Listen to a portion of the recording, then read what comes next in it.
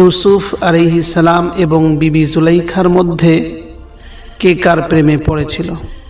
ইউসুফ আলাইহিস সালামকে না পেয়ে জুলাইখা কিভাবে পাগল হয়েছিল? ইউসুফ আলাইহিস সালাম এবং জুলাইখার প্রেম কি সত্য কাহিনী নাকি কোনো কল্প কাহিনী?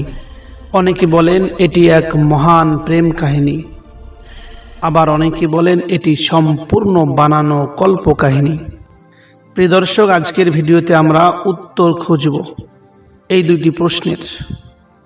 তাহলে চলুন আমরা যাই কোরআন ও হাদিসের নির্ভরযোগ্য তথ্যের দিকে।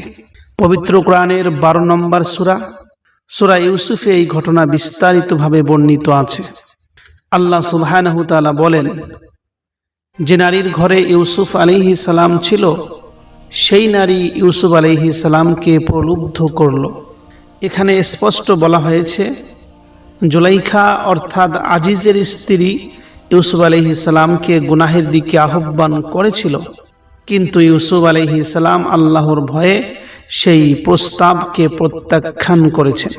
প্রিয় দর্শক, পবিত্র কোরআনে কোথাও বলা হয়নি যে ইউসুফ আলাইহিস সালাম জুলাইখাকে ভালোবাসতেন বা তাদের মধ্যে পারস্পরিক প্রেম ছিল। এর অর্থই হইল পবিত্র কোরআন অনুযায়ী ইউসুফ এবং জুলাইখার যে কাহিনী, এটি একতরফা কামনা, পারস্পরিক প্রেম নয়। এখন প্রশ্ন হলো, তাহলে প্রেম কাহিনী এলো কোথা থেকে? প্রিয় দর্শক, ইউসুফ জুলাইখার প্রেম কাহিনীর অধিকাংশ অংশ ইসরায়েলি রিওয়ায়াত, ফার্সি সাহিত্য, কবিতা ও কিসসা কাহিনী গ্রন্থ থেকে এসেছে। বিশেষ করে ফিরদৌসের কবিতা, জামির ইউসুফ এবং জুলাইখার কাব্য, এসব গ্রন্থে বলা হয়েছে জুলাইখা নাকি আজিজের মৃত্যুর পর তওবা করেছেন।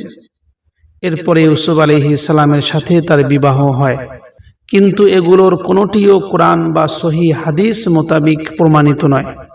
ইবনে কাসির রাহমাতুল্লাহ আলাইহি বলেন, এই ধরনের গল্পের অধিকাংশই বনী ইসরায়েলের বর্ণনা, যার সত্যতা যাচাই করা যায় না। প্রিয় দর্শক, জুলাইখা কি সত্যি প্রেমে পাগল হয়েছিল ইউসুফ আলাইহিস সালামের? পবিত্র কোরআনে এই বিষয়ে আলোচনা হয়েছে। শহরের নারীরা বলতে লাগলো, আজিজের স্ত্রী তার গোলামকে নিজের প্রতি আকৃষ্ট করতে চায়। এখানে এই বিষয়টি পরিষ্কার যে এটি ছিল শারীরিক আকর্ষণ ও নফসের ফিতনা। প্রেমের পবিত্রতা এখানে নেই। পাগল হয়ে যাওয়া কথাটি এসেছে কবিতা থেকে, নাটক থেকে, লোক কাহিনী থেকে। ইসলামী দৃষ্টিতে এটি ছিল ফিতনা এবং পরীক্ষার মুহূর্ত মাত্র। ইউসুফ আলাইহিস সালাম ছিলেন আল্লাহর নবী, তাকওয়া ও লজ্জার মূর্ত প্রতীক। ইউসুফ আলাইহিস সালাম বলেন, আমি আল্লাহর আশ্রয় চাই। যদি এই কাহিনী এটি প্রেম হতো তাহলে পালিয়ে যাওয়ার দরকার হতো না। জেলখানায় যাওয়াকে তিনি সম্মান মনে করতেন না। পবিত্র কোরআনে সূরা ইউসুফের 33 নম্বর আয়াতে বলা হয়েছে, জেলখানা আমার কাছে তাদের আহ্বানের চেয়ে প্রিয়। যখন বিবি জুলাইখা ইউসুফ আলাইহিস সালামকে নির্জন ঘরের মধ্যে নিজের দিকে আকৃষ্ট করার জন্য আহ্বান জানিয়েছিলেন, সেই সময় নবী ইউসুফ আলাইহিস সালাম বিবি জুলাইখার দিকে আকৃষ্ট হওয়ার বদলে তিনি আল্লাহ তাআলার কাছে আশ্রয় চেয়েছিলেন যে আল্লাহ, আমি তোমার আশ্রয় চাই, আমাকে এই পাপাচার, এই গুনাহের কাছ থেকে বাঁচাও। যদি এটি প্রেম হইত তাহলে ইউসুফ আলাইহিস সালাম কখনো আশ্রয় চাইতেন না মহান আল্লাহর, বরং তিনিও ঝুঁকে পড়তেন। যখন ইউসুফ আলাইহিস সালাম আল্লাহ তাআলার আশ্রয় চেয়েছেন বিবি জুলাইখার থেকে, এর থেকেই স্পষ্ট হয়ে যায় যে এটা কোনো প্রেম ছিল না, এটা একতরফা কামনা ছিল বাস, এছাড়া আর কিছুই না। এটি একজন প্রেমিকের কথা নয়, এটি একজন নবীর ঈমানের ঘোষণা। প্রিয় দর্শক, ইউসুফ আলাইহিস সালামের এই ফিতনা, এই পরীক্ষার বড় বিশাল ঘটনাটি আমাদেরকে শিক্ষা দিয়েছে যে মানুষের সৌন্দর্য পরীক্ষা হতে পারে। কেননা ইউসুফ আলাইহিস সালাম ছিলেন অত্যন্ত সুদর্শন। ইউসুফ আলাইহিস সালামকে এমন রূপ দেওয়া হয়েছিল যে কোনো লোক তার দিকে ধাবিত হইত। তার রূপের চর্চা সমস্ত মিশরবাসীর মুখে মুখে ছিল। একদিকে রূপ ছিল, অপরদিকে ইউসুফ আলাইহিস সালামের চরিত্র ছিল অত্যন্ত পবিত্র।